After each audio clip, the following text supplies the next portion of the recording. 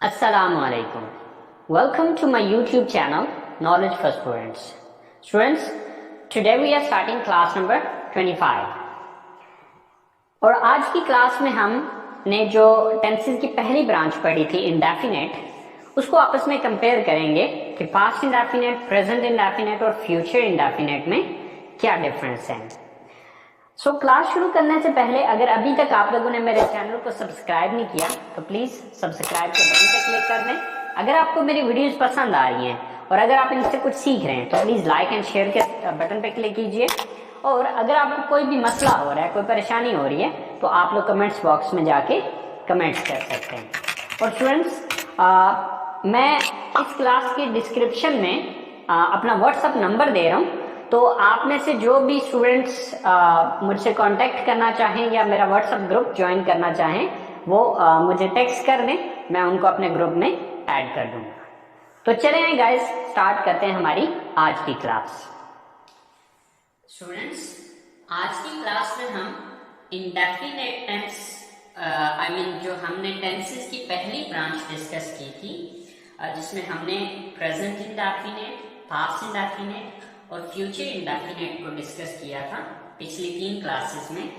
तो आज की क्लास में हम इन तीनों का पास्ट इंडेफिनेट, प्रेजेंट इंडेफिनेट और फ्यूचर इंडेफिनेट, इन तीनों का डिफरेंस देखेंगे कि इन तीनों सेंटेंसेस के अंदर किस तरह का डिफरेंस आता है। ओके, बहुत सिंपल सा एक फार्मूला बता रहा हूं, अपने दिमाग में वो फार्मूला बिठा लें। अगर आप वो फार्मूला अपने जहन में रखते हैं तो आप सिर्फ अगर प्रेजेंट टेंस के बारे में जानते हैं तो उसका पास्ट या उसका फ्यूचर बनाना आपके लिए कोई भी प्रॉब्लम नहीं है। अब वो फार्मूला क्या है? सिंपल सी 3 बातें। प्रेजेंट में हम फर्स्ट फॉर्म यूज करते हैं, पास्ट में हम सेकंड फॉर्म यूज करते हैं और फ्यूचर में हम फर्स्ट फॉर्म के साथ विल या शैल का इस्तेमाल करते हैं। बस ये एक बात जहन में रखिएगा। आप इस बात को अगर आप जहन में रखते हैं तो प्रेजेंट टेंस से आगे आप उसका पास्ट या फिर आगे उसका फ्यूचर आसानी के साथ बना सकते हैं। ठीक है, एक दफा फिर से रिपीट कर रहा हूं।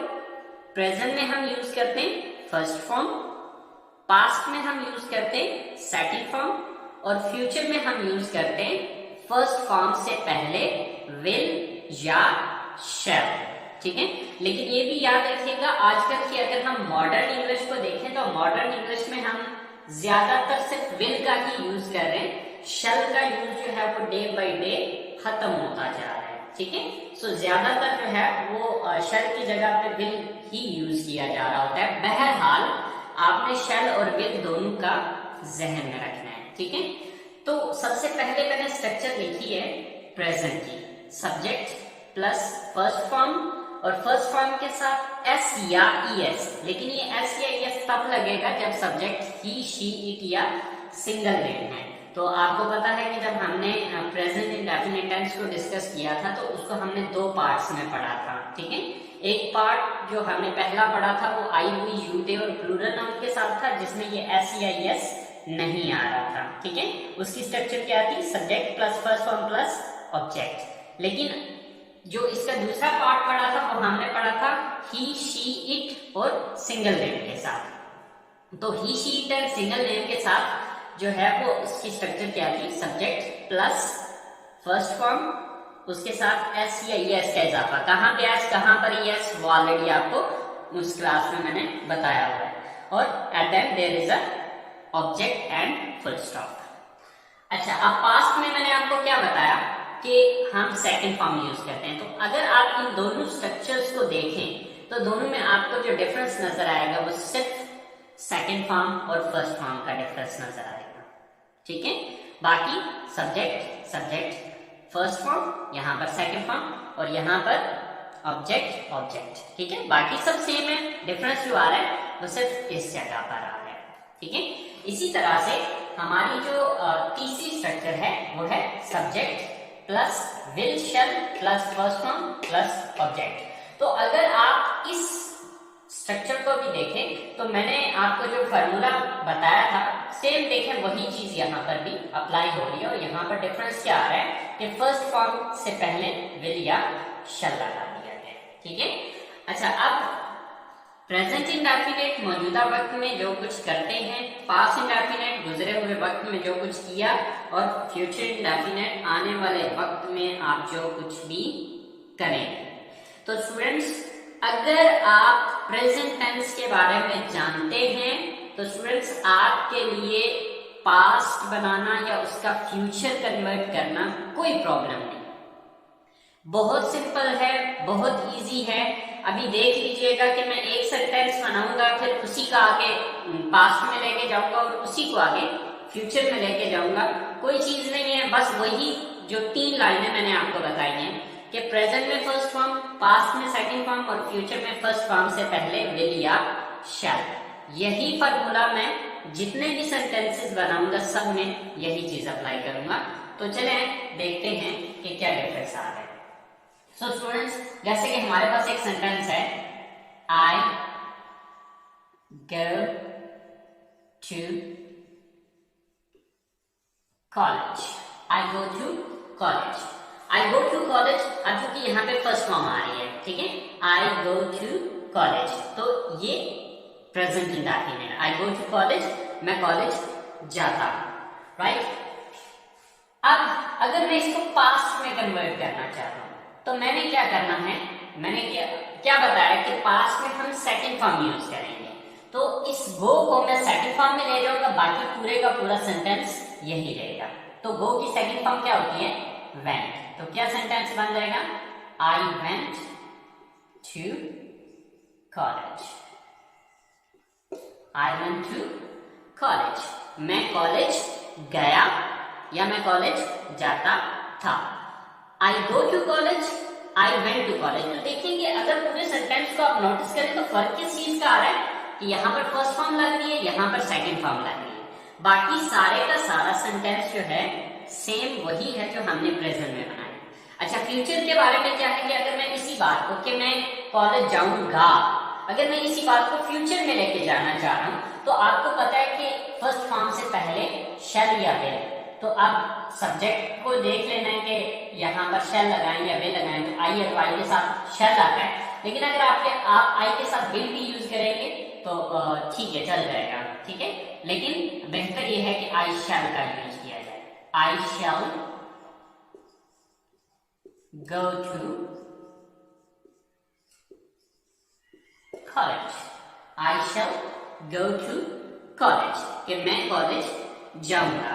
तो स्टूडेंट्स देखेंगे क्या इन तीनों सेंटेंसेस के अंदर क्या फर्क है, वही 3 बातें जो मैंने बताई हैं कि प्रेजेंट में फर्स्ट फॉर्म आ रही है, पास्ट में सेकंड फॉर्म आ रही है और फ्यूचर में फर्स्ट फॉर्म से पहले विल या शैल आ रहा है, ठीक है। अच्छा, एक आप और सेंटेंस बना के देख लेते हैं।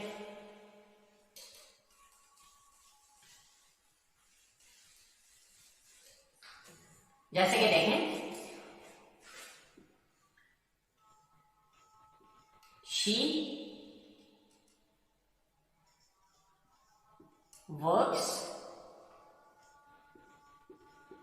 here, she works here।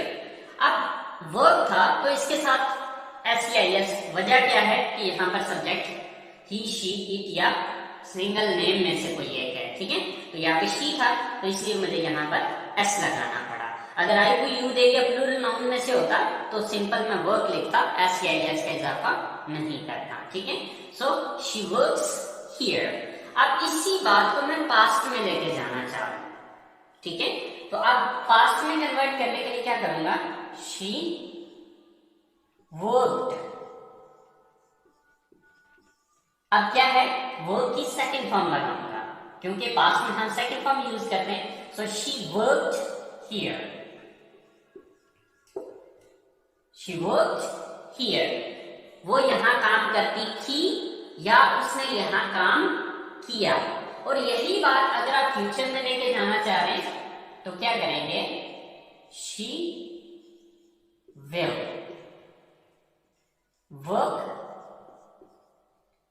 Here, she will work here. वो यहां काम करेगी, शी विल वर्क हियर, वो यहां काम करेगी। सो आई होप सो स्टूडेंट्स आपको ये डिफरेंस समझ में आ गया होगा कि प्रेजेंट में फर्स्ट फॉर्म, पास्ट में सेकंड फॉर्म और फ्यूचर में फर्स्ट फॉर्म से पहले विल या शैल। ठीक है, तो अब डिफरेंस आपके सामने है कि वही तीन बातें अगर आप जहन में रखें तो पास्ट इंडेफिनिट, प्रेजेंट इंडेफिनिट और फ्यूचर इंडेफिनिट टेंस आपके लिए कोई प्रॉब्लम नहीं है। ठीक है, तो अब इसके नेगेटिव जरा बना के देख लेते हैं।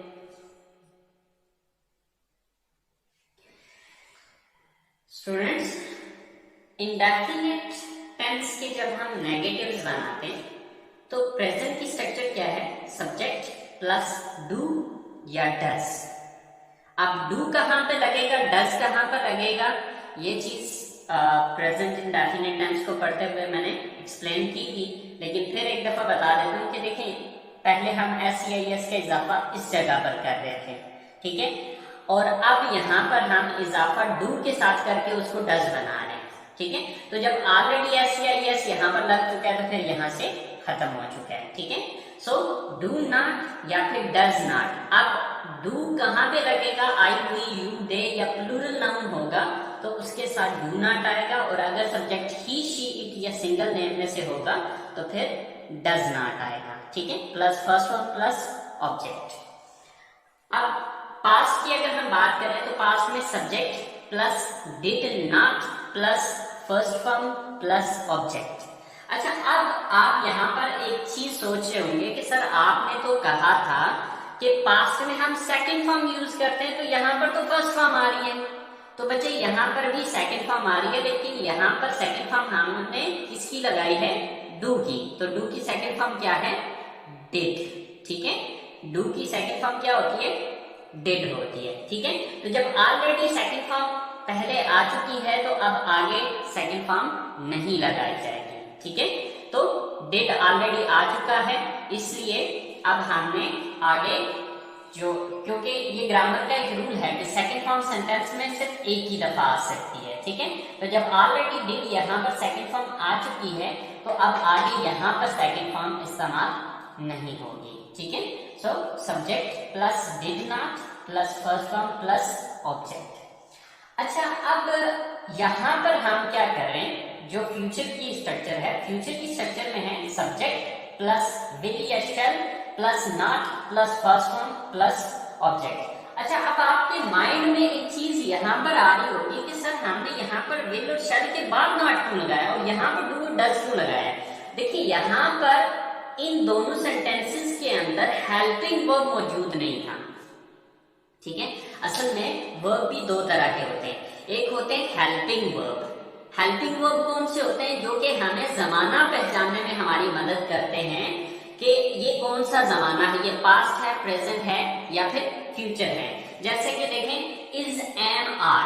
अब इज एम आर जो है वो हमें ये बताता है कि ये प्रेजेंट है। ठीक है, अब यही जब वाज वर्ब बनता है तो वाज वर्ब हमें ये शो करता है कि ये तो पास्ट है। ठीक है, और इसी तरह से हैज और हैव को अगर हम देखते हैं तो हैज और हैव प्रेजेंट को शो करता है, तो ये हेल्पिंग वर्ब है। अब हैड जो है ये पास्ट को शो करता है। ठीक है, तो यानी कि वो वर्ड्स जो कि हमें जमाना पहचानने में मदद करते हैं उनको कहा जाता है हेल्पिंग वर्ब। ठीक है, अब अगर किसी सेंटेंस के अंदर हेल्पिंग वर्ब मौजूद नहीं है तो फिर उसके अंदर हमें डू नॉट, डज नॉट या डिड नॉट का इस्तेमाल करना पड़ता है। लेकिन अगर हमारे पास हेल्पिंग वर्ब मौजूद है, आप देखें ना, विल जो है ये हमें ये बताता है कि ये फ्यूचर है। ठीक है, तो विल और शैल हमें ये बताता है कि ये फ्यूचर टेंस है। तो अब ऑलरेडी हेल्पिंग वर्ब मौजूद है तो फिर हम यहाँ पर विल और शैल के बाद नॉट लगा देंगे। अगर इन सेंटेंसेस के अंदर भी कोई हेल्पिंग वर्ब मौजूद होता तो हम डू, डिड या डज वगैरह नहीं लगाते, हम सिंपली उस हेल्पिंग वर्ब के बाद नॉट लगा देते। आने वाले टेंसेस में आप ये चीज देखेंगे। ठीक है, तो आई होप सो ये बात आपको क्लियर होगी कि यहाँ पर हमने विल और शैल के बाद नॉट क्यों लगाया है। ठीक है, तो चलें इसके कुछ सेंटेंसेस बना के देख लेते हैं। जैसे कि I do not go for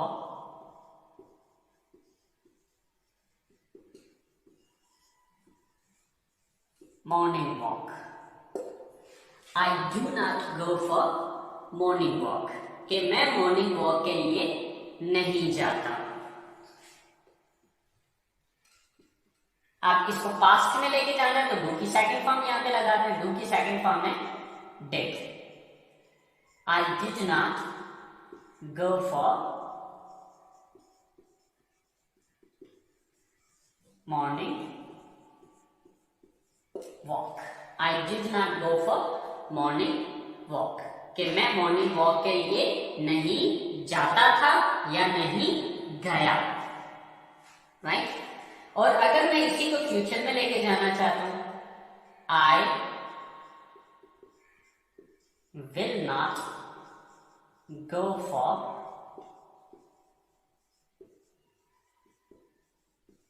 morning walk. I will not go, sorry, I will not, आप इसकी जगह शेल लगाएं, क्योंकि हकीकत में तो शेल ही आता है, लेकिन मॉडर्न इंग्लिश में शेल का यूज बहुत कम हो रहा है, तो शेल की जगह आप विल लगा सकते हैं, ठीक है। So I will not go for morning walk या I shall not go for morning walk, मैं मॉर्निंग वॉक के लिए नहीं जाऊंगा, ठीक है। तो स्टूडेंट्स, अगर आप यहां पर डिफरेंस देखें तो सिर्फ इस चीज का, ठीक है। तो वही चीज है कि फर्स्ट फॉर्म है, ये उसकी सेकंड फॉर्म है, और यहां पर शैल या विल फर्स्ट फॉर्म के साथ, सिंपल, ठीक है। अच्छा, अब हम इसके इंट्रोगेटिव सेंटेंसेस को देख लेते हैं। सो स्टूडेंट्स, इंट्रोगेटिव सेंटेंसेस की कोई प्रॉब्लम नहीं है, कोई मुश्किल नहीं है, बहुत सिंपल और बहुत इजी है। जैसे कि ऑलरेडी पिछली क्लासेस में मैं आपको बता चुका हूं कि जब हम किसी चीज का नेगेटिव बनाते हैं, जब हम किसी सेंटेंस का नेगेटिव बनाते हैं, तो आप ये चीज देख लेंगे किस लफ्ज के बाद आपने नॉट लगाया था। जिस लफ्ज के बाद आपने नॉट लगाया था, उस लफ्ज को उठा के सेंटेंस के शुरू में ले जाएं तो वो इंट्रोगेटिव बन जाएगा। अब यहां पर हमने प्रेजेंट में किसके बाद नॉट लगाया था? डू और डज के बाद, तो इसका मतलब है ये डू और डज यहां पर आ जाएगा। इसी तरह से यहां पर हमने नॉट किसके बाद लगाया? डिड के बाद, तो यहां पर डिड को यहां पर ले आएंगे, और यहां पर नॉट हमने किसके बाद लगाया?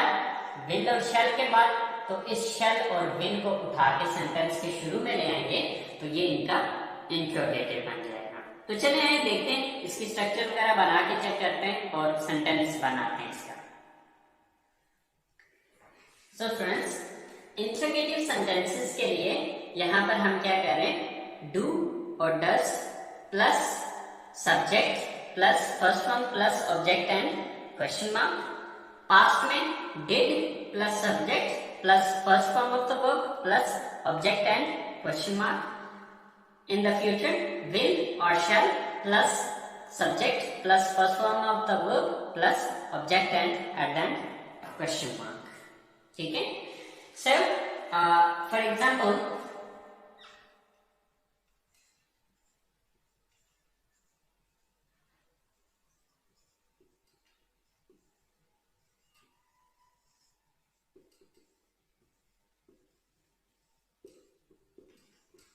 do you watch English movies? Do you watch English movies? क्या आप इंग्लिश मूवीज देखते हैं? अब अगर हम इसको पास्ट में कन्वर्ट करना चाहते हैं तो डू की सेकंड फॉर्म लगा दें यहां पे, did. Did you watch English movie?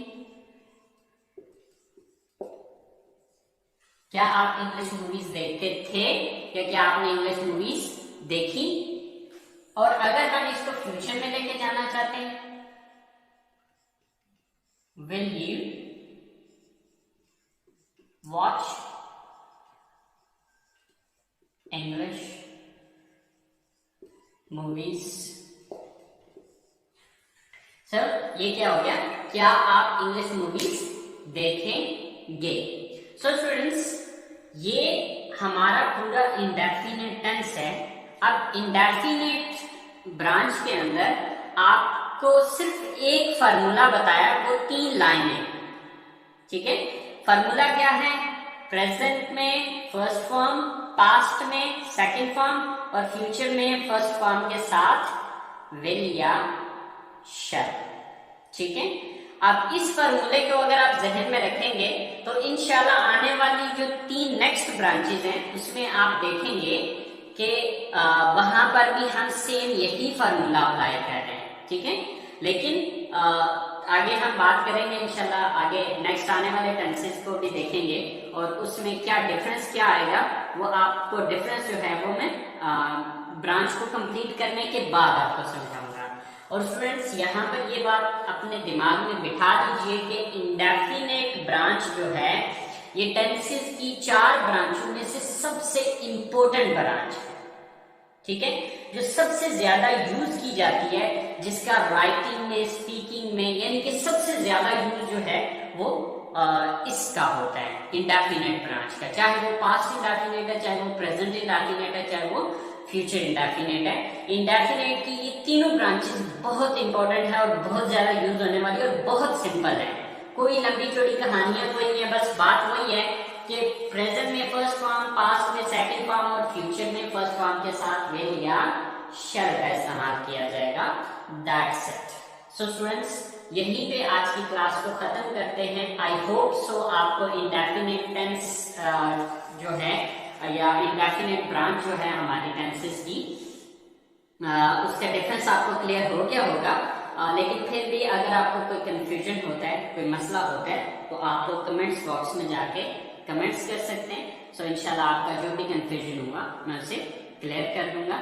तो नेक्स्ट क्लास तक के लिए इजाजत दीजिए, दुआओं में याद रखिएगा। अल्लाह हाफिज।